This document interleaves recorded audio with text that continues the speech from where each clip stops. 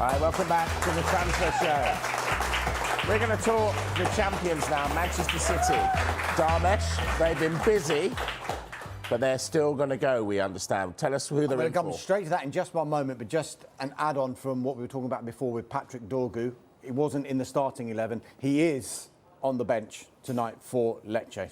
Just and hopefully he stays fit and nothing untoward happens. So City, £120 million spent so far this transfer window. Abdulkadir Kusanov, Vitor Heish and Omar Mamouche. And that's more than the total Premier League spend from last January, which is incredible. It shows the difference in this January's transfer window compared to 2024. But they're not finished either. We've been saying since they signed Mamouche that they were still in the market for a central midfielder. We're told now that they're interested in signing Porto's Nico Gonzalez. He's got a release clause in his contract. However, City are not prepared to meet that release clause. We're just wondering whether they're going to go to Porto and try and negotiate on that release clause. Now, sometimes with release clauses, they can go to a club and actually end up paying more than the release clause. And people think, why would you want to do that? It's in exchange for favourable payment terms. Because if you have a release clause, say it's £50 million, that money has to be spent straight away. So £50 million comes out of your account. You could negotiate with the club and say, actually, we'll pay you £55 million, but we'll do it over 3 years. And for PSR purposes as well, it's much, much better because only £20 million, for example, is coming out of the account in that first instalment. So they're interested in him. There's a couple of other players that they've been looking at as well. Douglas Luiz was one from Juventus and Edison from Atalanta. But there is an interest in Nico Gonzalez from Porto. I'd go Douglas Luiz all day long. If you ask me to pick out the three, because he knows the league, he knows the Premier League. You need someone to hit the ground running at Man City from now to the end of the season. He's not getting much game time at Juventus. I thought when he left Aston Villa, it was a huge blow to them, even though they've still done all right. And Douglas Luiz, he's been at Man City. Pep's liked him before. For me, it's a no-brainer to go and get Douglas Luiz. He wants to come back. Exactly. It's a no-brainer. I'd get him. If he was the one out of all three of them, I'd get Douglas Luiz. Given that City have got the Ballon d'Or winner, who's injured, if you played in the same position as him, would you go to City knowing that as soon as he's fit, you're sitting on the bench? No chance. No, I wouldn't. As simple as that. You know he's going to come back and play. It's not like you could sit there and go, right, if I come in and turn it on, I'll play. No, you won't. You know, he's the best in the business in his position. So that's where it's going to be difficult to get players in. You know, because they will look at that. And the agent will look, you know, the agent won't. The agent, you know, a lot of the agents will just say go and do it. And I'm not bad-mouthing agents. I'm just saying they want to get deals done. They've got to work and earn a living. But you've got to weigh it up. And that is a prime example for me. If I was playing in that position, I would go, how long have I got? 6 months. And then Rodri will be back and I'm not going to play. And then we've got all this over again. Are you surprised how much City are off it this season? Yeah, of course I'm surprised. Did anyone expect that? You could probably ask everyone in the room. No one expected Man City to be off it this much. And I can't put my finger on it why. I'd love to be able to tell you why they're off it, but maybe aging players, and this is why they've started to bring in youngsters in January, and they'll probably lose a few more players in the summer. I do think it's down to Rodri, and people could say, oh, Man City. I'm not saying they're a one-man team, but he's so crucial to the way how Man City want to play. That's assuming he'd be playing well, because none of them have been playing that well, so why would he? No, just because he's different. When you just come on winning the Ballon d'Or, you can't tell me you're coming back into that season not having a swagger about yourself. I'd be saying, give me the ball. I can break up everything in this midfield. I've just won the Ballon d'Or. Did I expect it? I was going to win it? No, but I've gone and won it. I'm the best player in the world at this precise moment, so I'll go and show that on the pitch, and that's what I think Rodri's like. So I do think they've missed him massively. I'm surprised about the big drop-off. But they've missed him. But you know who else they've missed? Alvarez. Because when Haaland is so reliant on Haaland, where other players like Foden, Grealish haven't been scoring, Doku, Savinho, these are talented players, but they haven't scored. Alvarez added a lot of goals, and that's why I think the signing of Mamouche will be really good, because we can see that he scores goals as well. Do either of you guys have a feeling for City in the Champions League? Yeah, I did until I saw the draw today. Absolutely. No, not really. Yeah. I still think, you think that they lose to Real Madrid? I don't know. They'll do well to get through all the rounds and win it again. They're not the same team. Right. You know, let's not forget that. They're not the same team. Chelsea should have been 2-0 up in 5 minutes, 10 minutes. Different game then, you know. I know they've done well against Bruges and come back, but you know, I don't see it at all. I'd be surprised if they got past Real Madrid. I'd be flabbergasted. If they get past Real Madrid, I don't know how they can live with the forward line. I think they've got a good chance, and that's what I worry about. And the then forward they play line. Bayer Leverkusen. Yeah, but I fancy them over by Leverkusen. Who are as good as Real Madrid. Yeah, on their day. I fancy them over them, but I think Real Madrid's the toughest with the attacking options they've got. Just going back to this move that City could be making for Nico Gonzalez. He plays for Porto. You know, he plays in Portugal, so I'm wondering if we're seeing the influence of the incoming Manchester City sporting director of football, Hugo Viana, who's now at Sporting. And is he the one, I'm not saying he's calling the shots, but is he having some kind of input in the players they're signing this month? Yeah, definitely. I think he has a big input. As you said, Gonzalez, and obviously in Portugal as well. So he knows the players there. He would have seen a lot of him. And obviously he's going to come in the summer. He has to have an input. I know he's not coming until the summer, but he still has a big input of who they probably signed in January and will sign in the summer. It's a rebuilding for City. But City will come again. It won't take as long as Man United. They'll come again in the summer because they've got the best manager in the world. Right, let's get some more audience questions. Who's next? I've got Joe. Okay, so where do you think Rashford will be playing next? And do you think Man U will suffer without him? Good question. Good Merce. question. Great question. Where will he play Over to you, next? Clinton. I think Man United. I think he'll play for Man United before he plays for anybody. I don't see who takes him. I just think it's big wages. I just don't see it. You know, you're not buying someone who's banging form, who's smashing goals in left, right and centre. You go, oh, we've got someone here who's going to hit the ground running. He's got to take his head with him, and his head ain't right at the moment. It's not right. You can see by what the manager says. So I think his next club will be. I think his next game he plays of football will be at Man United. Ooh.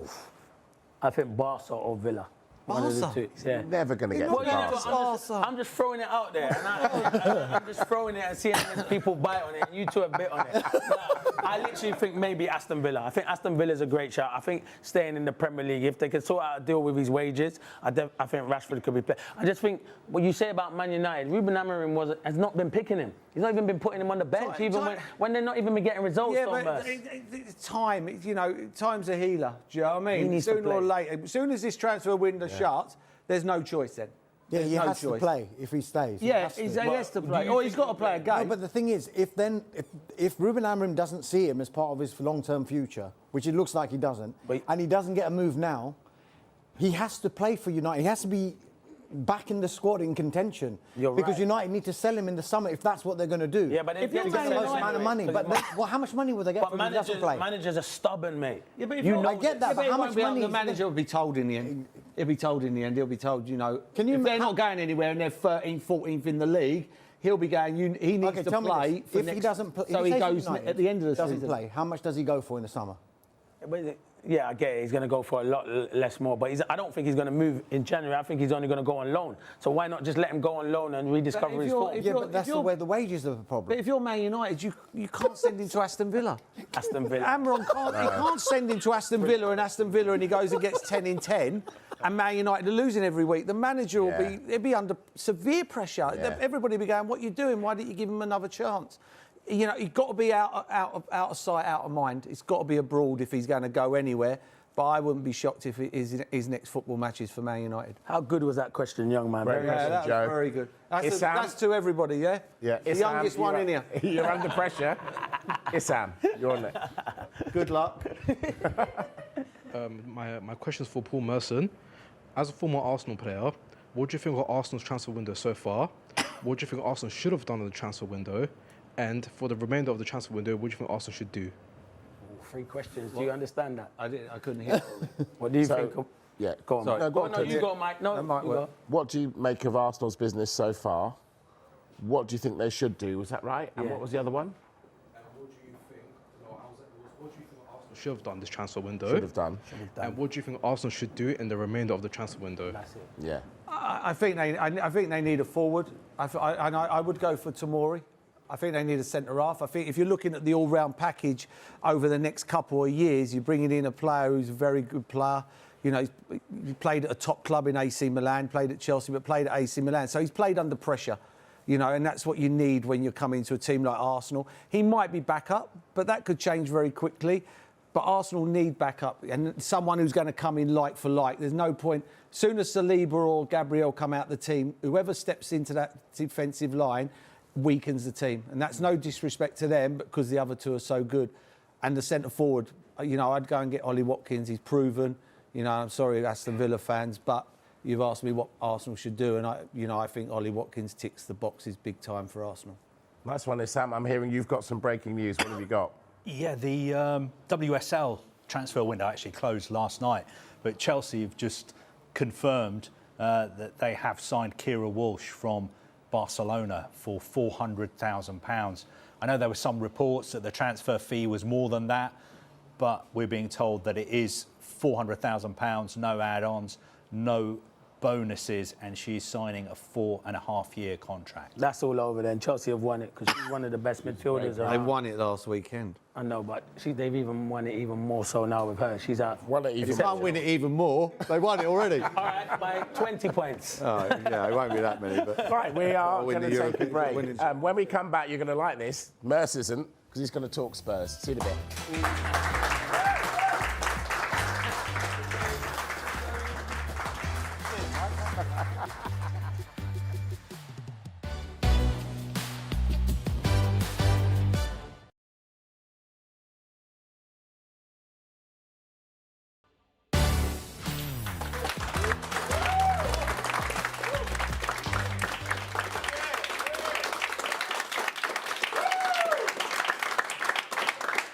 Yes, a very warm welcome back. It's been a really busy few hours. We started the evening, did we, talk about Matisse Tell, and it doesn't look like he's joining Tottenham. One player who might be on his way, talks are advancing between AC Milan and Tottenham Hotspur for Kayo Tomori. Look, Paul, you know, Christian Romero could be out for another few weeks. That's a good signing if Tottenham get this over the line, isn't it? amazing signing. Yeah, I'm a big fan of his. I'm surprised no one's hijacked that, if I'm being honest.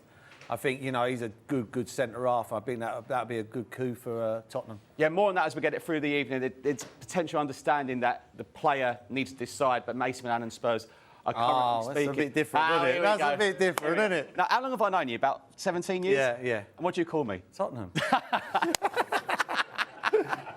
Look, Spurs are always usually busy around deadline day. They've had a load of injuries. I know everyone gets injuries, but they have had significant injuries. They've lost Vicario, Romero, Van der Ven, Bentancur. That's the spine, isn't it? Yeah, 100%. I mean, some teams, you know, managers will moan, they'll go, I've had a load of injuries, and you look at the injury list and you go, well, 2 of them would have played. They have about 6 or 7 players that would walk into the team. They've been bang unlucky, and that's the problem at the moment with them. Because of the position they're in the league and they're struggling, it's going to be hard to get the transfers over the line at the moment. Now, look, a few years ago, Spurs under Pochettino were finishing above Arsenal. But now they're not, and they're in 15th. They shouldn't be in 15th, should they, Paul? Like, so is it down to the poor recruitment, and has it caught up with them? I think injuries has more than anything, if I'm being honest. I think they've had injuries, and I think the manager's he wants to play his way, and I think he still plays the same way when he's got a weakened team out than when he's got his strongest team out. And I think sometimes you've got to pull the reins in. You know, we haven't got our strongest team out, so we have to be a little bit more defensively. But he's the manager. He's worked his way up from Australia to Japan to Tottenham at a massive football club.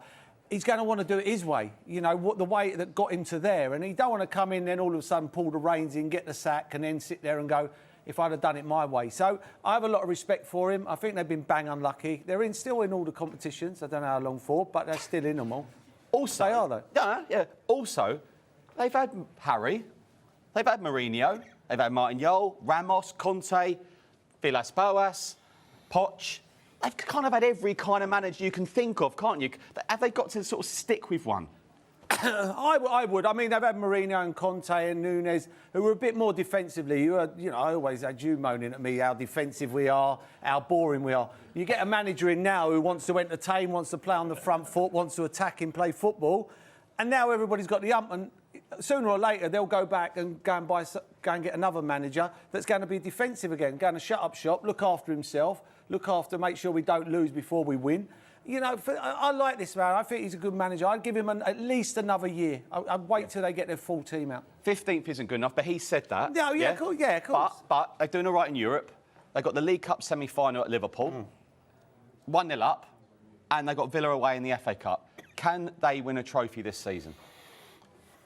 I think their best chance is going to be the Europa, in my opinion. I know they're 1-0 up against Liverpool, but Liverpool are not in the Europa. I think the first 20 minutes at Anfield next week will be so important if they can keep that tight. But yeah, I would say the Europa, they've got a good chance. They'll have their players fit, two-legged games.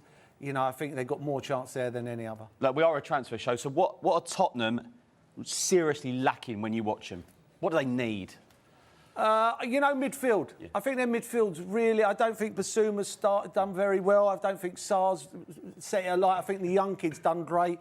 But he's 18, he's carrying Tottenham on his shoulders at times in midfield. I think they need a dominant midfield player who's going to dominate. I don't think they dominate midfield enough. I think defensively, when they got the two centre-halves back, they're good. Up front, they're electric on their day.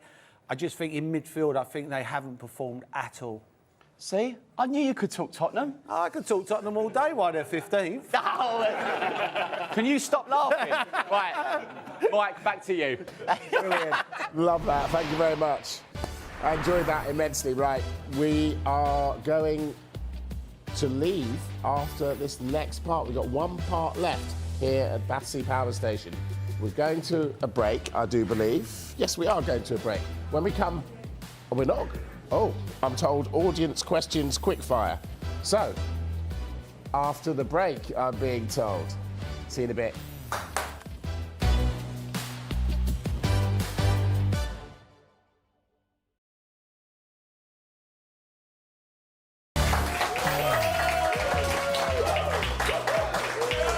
Welcome back. It is our last part here in Battersea. We're going to get straight to audience questions. Sir, the floor is yours. Yeah, so my question is for Paul and Clinton, and I'm wondering what you think about the appointment of Graham Potter at West Ham and about how his playing style is different to the previous manager, Lopetegui. Yeah, I like him. I think he's a good fit. I think he's been out of the game enough. I think Chelsea won without being horrible. I thought it was a bit too big for him. I think it was a big job for him, coming from Brighton. I think stepping out and then coming back. I think he's been unlucky with the centre-forward situation, with Antonio. Firstly, hope that he's well. But, with the other lad from Germany, he's injured. No, in case I mess it up. It don't sound right. So, I like him. I think this season's just a steady, get everybody right, see who the players he needs, the way he wants to play. But it does suit him because he's got talented players and he wants to play on the front foot. I think the other lad, Lopetegui, he was too defensive for me, and he had too much talent, wasting their talent in, Kudos and Paquetá, who I think are very special players. Yeah, I agree with what Mer says. I think Potter's the right fit. I think he'll get it right. You have to give him time. Can't be spending that much money and being where West Ham are. Lopetegui nowhere near good enough. You might as well have kept David Moyes. Yeah, because I know West Ham like attacking football. They'll get that with Graham Potter now, so I think it's a good appointment. And hopefully we start climbing up the table. Nice one, Tom. Arabella. My question's for Clinton. Oh, here we go. The best haircut in the room, Palace legend. Wow. Sorry. You got that from Turkey. If Palace don't make any more signings by the end of the window, where do you think we're finishing in the table? Yeah, it's a good question. I think Steve Parish has to. He has to at least bring in a couple of players. They need reinforcements. I think Chalobah going back is a huge blow. I thought he was very good with his loan spell. Obviously, Chelsea want a lot of money, and I don't think Palace can do that. Obviously, the young boy SA from Millwall, I think it'll take time for him, even though he come on and scored on his debut. They need a few more attacking players. I think they're looking in wide areas and also a left-sided player to compete with Tyreek Mitchell, because if he gets injured, there's no one else who can play there. So a couple of signings. We'll be all right, though. Everyone's stressing about Palace relegation. Got too much class in our team to be all right. Another top half finish, and hopefully finish ahead of Brighton. I'll be happy. Yeah, happy with that. Yeah? All right. Liv.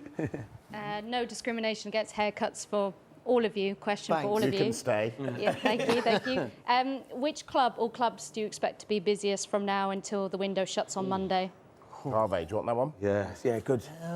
Over to you, Carl. I think the easy answer will probably be Aston Villa, Spurs. Yeah. I think Chelsea as well. If somebody like Nkunku leaves, I think they could be quite busy. But Aston Villa have now got the money that they banked from Jhon Duran. Obviously, they're not going to spend all of it, but I think they'll probably be the busiest. Ipswich as well. Yeah, I think Ipswich. could be. Yeah. Outgoings and incomings as well. They've signed well so far as well, Yeah. Ipswich. Yeah. Nice one. Ryan, is next up. Go on. Evening. I know it's been spoke about a lot, but what's it going to take for Manchester United to be up there again, title race? Like, what's it going to take Is that now? your team? Yeah, and Villa. Don't worry. Villa. And Villa as well? Yeah. You've got 2 teams? My old man, so followed him at Villa, watched Merce. The Magic Man? Yeah. Yeah. You can answer that, Magic Man. Yeah, a long time. I mean, there's no rush, is there, Merce? No. I mean, it's not gonna. It's a long time. Yeah, give him. He wants. Okay, years. I'd expect England to win the Euros or the World Cup before Man United win the Premier League Get again. rid of them all and start again. Get Sorry? the youth through. Get rid of the whole team. Start I again. wouldn't get rid of the old team, but I like what they're doing. I like trying to bring in youngsters and give them a chance and give them time to bread. But at the same time, you still want to have experience around you. You know, as I said before, you've got to come into a team with good players. And at the moment, without being horrible, all the players are looking after themselves. Their confidence is so low, they've got to concentrate on their own games and they're not helping anybody out. And that's why it surprised me how well Ahmed's done, because he's had to do it on his own, really, because players are having to look after themselves. And I don't mean that in a selfish way, but sometimes when you're not playing as well, you think, I've got to look after my game. When you're playing well like Van Dijk does, look what he does. He plays for the back four sometimes. He's talking them through. He's even talking to the holding midfield player. So, you know, it's going to be important that they get the right mix and not just bring youngsters in. So what I would say is support Villa for the next 2 years and then go back to Man United. Right, we've got some real quick fire questions here. Strikers like gold dust. Merce, do Spurs get one in this window? Quick fire. If I'm a centre forward, you know, I would go Spurs on loan. Yeah, if I'm a centre forward, because I know I'm going to get chances because it's gung-ho. You'll lose 6-5, but you'll... Oh, yeah, but they're going to get their goals. And if they're on loan, they won't fuss about that. Do Chelsea get a striker, Clinton? Maybe 50-50. It depends who's available. If the right player comes in, yeah, and he's got to be pushing Nicholas Jackson. You just don't want to back up to Jackson. He's got to be pushing Nicholas Jackson to start. So what's the issue with Nkunku, though? Why doesn't he play more? You tell me. And he don't play because Palmer. Yeah, because he's more of a 10. He's more a player that drops off. He's a good player. If Man United got him, that would be amazing for Man United. He's top draw. He is top draw. Arsenal, do they get a striker in the window? Yeah. I think Ollie Watkins, yeah. No. I don't think so. So watch. Well, it'd be quite embarrassing for Arsenal if they don't. If they've gone in for him and they don't get him, it's back to the old days. Right, well, they're split. What do you think, Dharmesh? Why you always ask me this? Time's running Real out. quick. I think they're going to try really, really hard to get one. It's like a domino effect, isn't it? If they could get, if like Rashford did come, then they could get rid of Watkins. So it's a domino effect. Do you know what I mean? Another 60 million quid. It's a lot of money for these clubs. I think if they want to sign Sesko in the summer, maybe just call up Leipzig tomorrow and see if they can bring that forward. Because he's got a gentleman's agreement that he can leave Leipzig in the summer. Leipzig are out of Europe. You know, why not bring that forward if they really, really want him? And he's, what, 21? Yeah, good age. We've come to the end. Thank you very much. I want to thank everybody who's been with us all week, all of the studio audiences who've taken the time to come and be with us. That's been absolutely fantastic. Thank you very much. Thank you to our guests all week tonight, Paul Merson, Clinton Morrison, Carvey and Dharmesh. They've been absolutely superb. Sky Sports News has got a special programme on Sunday night, 7:30, isn't it? 7:30.